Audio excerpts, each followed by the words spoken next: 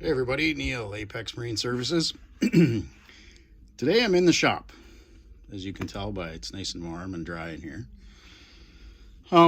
Just wanted to talk a little bit about manifolds and risers, namely ones that are saltwater cooled. A lot of manifolds can be freshwater cooled, which has the coolant running through it, the coolant of the engine. They'll typically call these a full system. At the end of them, ultimately, you're going to have a mixing elbow to the exhaust. Commercial vessels are going to have a dry stack that comes up that's wrapped in insulation. Typically on a pleasure craft, we're going to have a wet mixing elbow. In the gas world, they call them risers because it kind of rises up and goes down. Same thing. Salt water for cooling is injected into it somehow. And then it has a chamber around the outside of the exhaust, the hot exhaust, and then that cools the exhaust and then out onto the exhaust tube. So case in point, what we have here today is a Mercruiser gas riser, they call them. It's basically a mixing elbow. As you can see, this is where the exhaust mixes, right in here. Water comes out, water comes down this trough around the outside, hot exhaust in here. So as you can see on the inside here, we have our hot exhaust inside of here.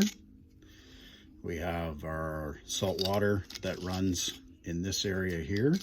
So you can tell by all of the, get it over here on this side, I guess. All of the, buildup that starts to happen in here. This one is off of a vessel that I know for a fact freshwater flushes every time it goes back to the dock. So this is actually quite an old riser, but since it's freshwater flushed, it's actually in really, really good shape. Typically, if you're running salt and you just leave it at the dock, after you're done,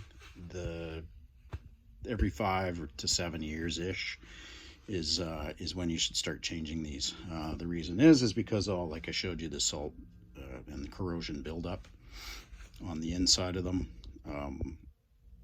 is what kind of causes havoc. Hence, it'll either eat away at the metal or it'll just block it off, and so you get absolutely no salt water flow through it, so nothing gets cooled.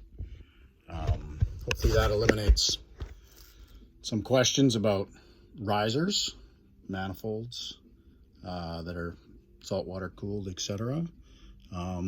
So yeah, you can't really tell sort of what's happening on the outside.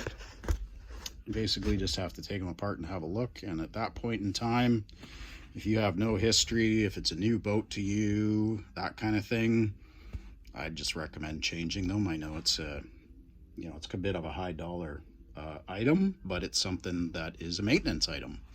And it's maintenance item because it sees salt water. Anything that sees salt water is a maintenance item. Just like an oil change, it has a time frame, you should be doing it, etc., etc. These are exactly the same.